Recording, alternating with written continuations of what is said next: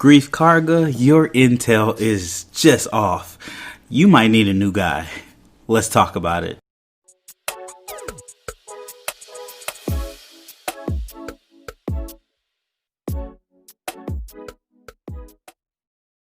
What's up, people? Welcome back to Black Geek Cool. Here we're talking about episode 12 or chapter 12 of The Mandalorian, aka The Siege. But before we get into that, go ahead and hit that like button if you're watching the YouTube version, or rank the podcast version if you're listening to it 5 stars.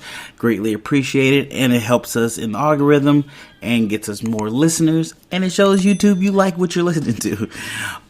Also, just so you know, we're going to spoil this episode, so if you haven't watched it, put the pause, go watch it, come back, and listen to what we got to say.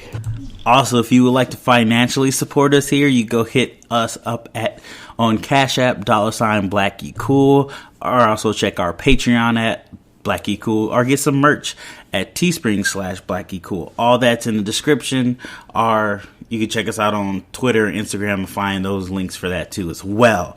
But with that all out the way, let's get into this episode. Pretty good episode. It's a pretty good episode off the bat. I'm not gonna lie. They start getting into more Star Wars lore, which I kind of fall off a little bit because I don't know Star Wars that well. I'm 100% gonna tell you, I don't know Star Wars that well. I like Star Wars. I'm not that deep into it yet. I'm learning. So I most definitely missed some stuff. So you can hit me up and let me know what I missed.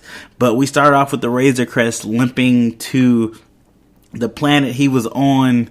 I don't even know the name of this planet. But Greef Cargo and Cara Dune's on this planet. This is a planet they had that on season 2, that last battle with what's his name? I gotta remember his name because I'm gonna say it later on in the podcast. Moff Gideon. So he's going to that planet to get repairs. In the process, he was trying to get the child to help him repair it, which is very adorable. He's telling the child, like, hey, put this one into this. And you can see the child is really interacting with him. I call him the child. I know most of y'all call him Baby Yoda.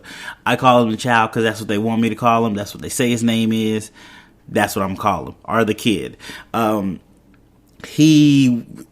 The child was trying to put it in there, but then he pushed the wrong thing and it blew up. He was like, well, it was worth a try. There's this other scene right before they get to the planet they're going to, because I don't know the name of the planet. You guys let me know. Mando and the child are eating, and Mando kind of lifts his mask, and you hear this shh when he's opening it. He doesn't take his mask fully off, but he takes off enough for him to drink, which I didn't know he could do. That was very interesting to see.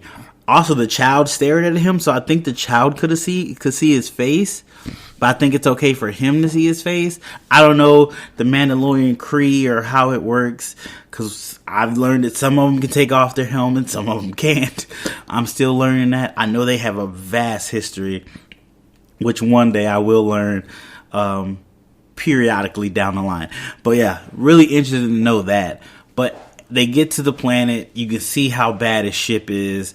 He has to actually hop off of his ship because the landing thing won't go all the way down.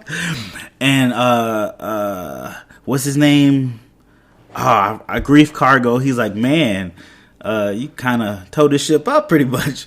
He was like, yeah, I've been through some stuff. Can I get some credit to get my stuff fixed? And he was like, yeah, I got you. No worries. He basically was like, look, you help me with this mission, we'll make sure your stuff is fixed.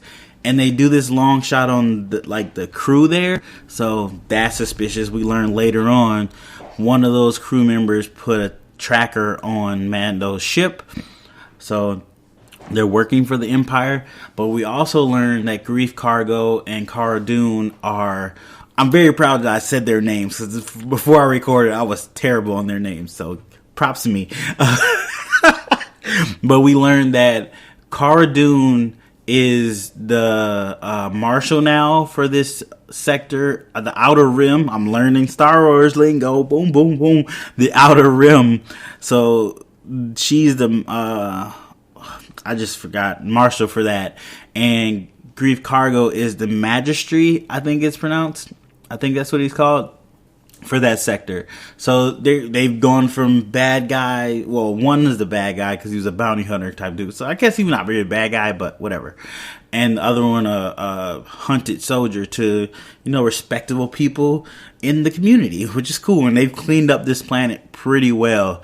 As Greef Cargo lets us know that there's just one part of this planet that's still bad place and we need to get rid of it. It definitely stop all other bad things happen on this planet, and it's filled with Empire weapons, which people would love to get their hands on. So while he's discussing that with Mando, well, they drop off the child at school. He goes to school. One of the things I've not really seen a lot in Star Wars, at least the movies I've seen, there is no school going on. I mean, I know we have young Jedis being trained at a facility. I'm gonna say facility. I know there's a word for it in Star Wars terms, but I don't know it. But I've never seen people in school. Secondly, this school is very diverse. There's a lot of people of color in this school, which I really do enjoy, because that was one thing about Star Wars. Everybody was white. It's just what it is. I understand there's a different time when this was made, but they're really starting to bump up their diversity with even background characters, and as also with main characters, you're getting more diverse characters, which I really enjoy. I do wish there was more alien kids in there, actual looking alien kids. That would have been cool to see. But they had a CP3O. I don't know. I know it's not actual CP3O. Maybe. Wait, which one is CP3O? R2D2 is the small robot. CP3O is the big one. Yeah. So it was a CP3O model. He was teaching the class, and it's pretty cool. It was interesting. The kids were learning, and that was actually the bar that Mando went in to get, the bounties from Greef Cargo. So they changed it into a school, which is really cool. I forgot about this. So there's a part where Carol, is it Carol Dunn? Carol Dune. I'm messing up on the names now. Carol Dune, she was taking down these bad guys. I'm going to call them aliens with kind of a spider butt face. They had this weird, I don't know what they're called. I'm not gonna know. But they were stealing stuff, and she being the marshal, that's her job. So she went in there, and it was a really good action scene. I learned later that was, I don't know, so the Mandalorian went to this other Mandalorian, the third, to make weapons for him. There's a female Mandalorian with a gold helmet. We know she's still alive, but they've taken over her little spot now. That's their new spot. But when Carol went in there, or Cara, is it Cara or Carol? Now I'm confused. Gosh darn it. Whatever. Go ahead and put 5 stars and like this, because this is the greatest review ever. She went in there, she wrecked shop. Her action scene was really good, really cool. And it was cool to see her do work. We've seen her fight.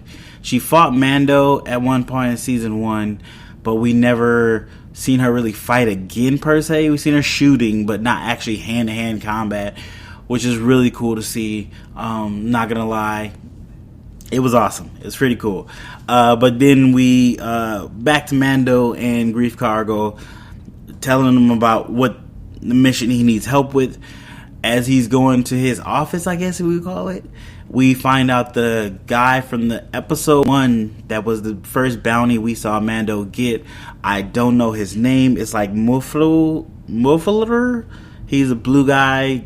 He's working for Greef Cargo. Apparently he was Greef Cargo's bookkeeper, but he stole money, and that's why he had a bounty on him. So now he's trying to work off his debt. And that's my son. They had a little joke with Mando. Was like, hey, let me know if he gets out of line. I would gladly come, hunt him down again. Hilarious.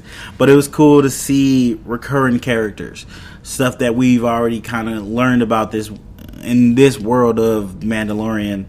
It's cool to see them coming back and everything.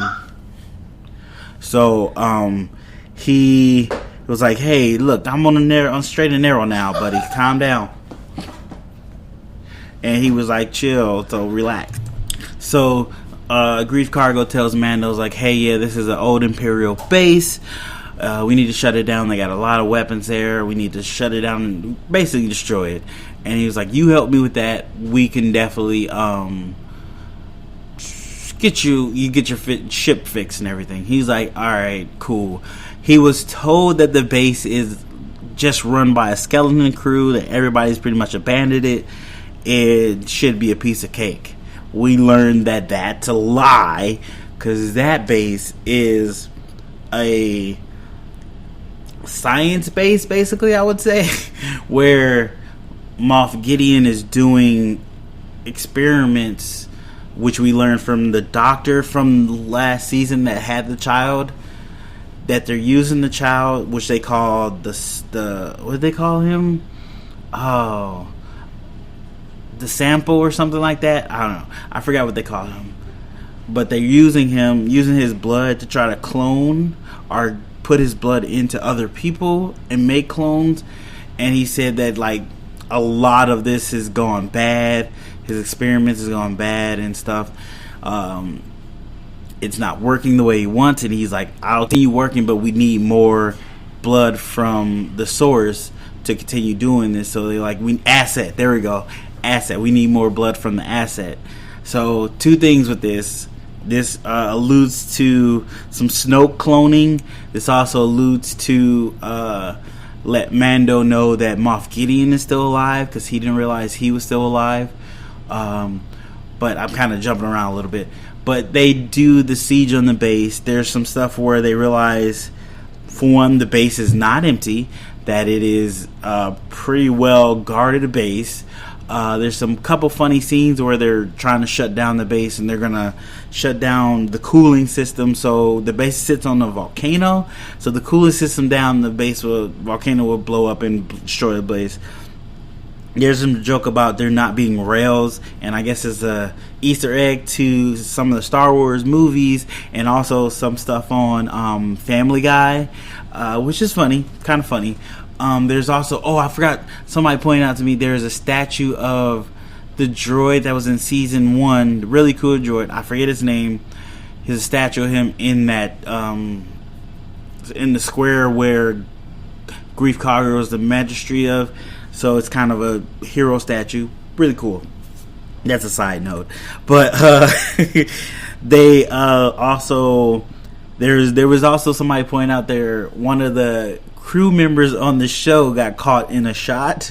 So it's a shot where Greef Cargo and Cara Dune are shooting in the base, and they're trying to stop these guys from purging the system to delete all the records of the cloning and the experiments they're doing.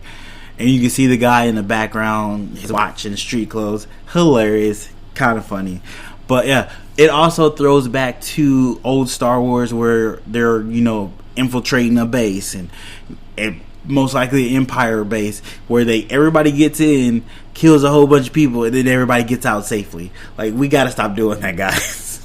There has to be. I thought the blue guy, I forget his name, was gonna get shot and not make it out. I'd have been okay with that, or at least he got captured. I'd have been totally fine with that. But everybody made it out safely, which is terrible. But then we got to see all these cool ships and weapons. They have this cargo kind of ship, which I guess was a toy back in the day when first Star Wars came out, but it never got released. They used that. That was interesting to see. You got speeder bikes. We got TIE fighters. I think they're TIE fighters. Those got taken off. We had a Mando flying his jetpack. I love when he flies in his jetpack. It's so cool. He went to go get the child because they found out Moff Gideon is alive and they're looking for the child. So he went to go secure the child and get his Razor Crest. While he was doing that, Greef Cargo and Cara Dune are still escaping out with the fish dude. I'm just calling him fish dude because I can't remember his name. They're leaving. They use that weird tank to drive off, but then speeder bikes follow them. And this is a really cool scene with them fighting the speeder bikes in a speed chase. Really good. I think it's a little bad that they kind of just kill these guys because they're just doing their job. But then again, they're bad guys. So let's be honest, that's how it goes. But it's a really cool thing. They pretty much was about to get away, and then the TIE fighters came, which they could not handle. But then then Mando came with his ship, and his flying was amazing. Like, that's one of the things I realize is missing from the Mandalorian until now, is ships flying, dogfighting. It was amazing. Like, he did some tricks, and then they had some Baby Yoda in there. Well, I just said it. The child was in the Razor Crest with him, and he's like got his hands up while Mando's flying, and then he eventually throws up because Mando's flying, twists around. It's hilarious and adorable. But Mando is an excellent pilot. Like why have you been not showcasing this more? He is killing it with this.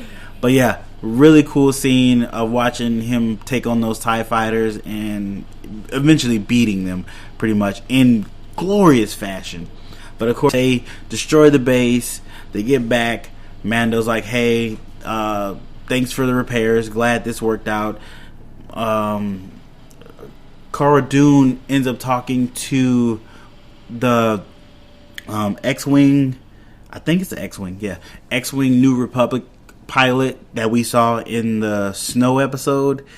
When we saw Mando doing good flying as well, he's like, hey, I see that you used to be a New Republic soldier.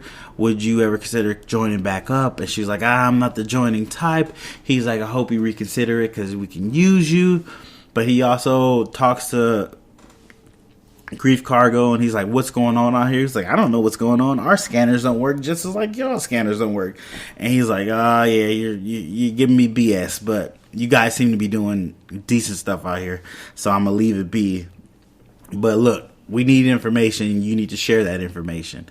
I mean, they're trying to do their job, but it's the Outer Rim, so I guess people aren't very good at protecting the Outer Rim, to the point to where you just should let the Outer Rim do its own thing and protect itself, to what it seems, because I guess the Empire and the New Republic are very bad at doing that. But then we learn at the end, we see Moff Gideon gets intel that, like, hey, the asset is still alive. We put a tracker on Mando's ship so we know where he's going. And he's like, good. So now, and I guess he has some super stormtroopers that he's about to unleash. I don't know what that's about, but they look really cool. We kind of got a glimpse of them. It seems like he got a couple of them, so hopefully we'll see those later on in the episodes. I think there's 4 more episodes after this. There's a strong possibility that Ahsoka Tano should be coming up on the next episode. So super excited for that. But that's the episode, my review recap. Let me know what I missed. Hit me down in the comments or hit me up at Black Geek Cool on Twitter or Instagram, and we can talk it out. But thank you guys for listening, and I'll see you guys on the next one.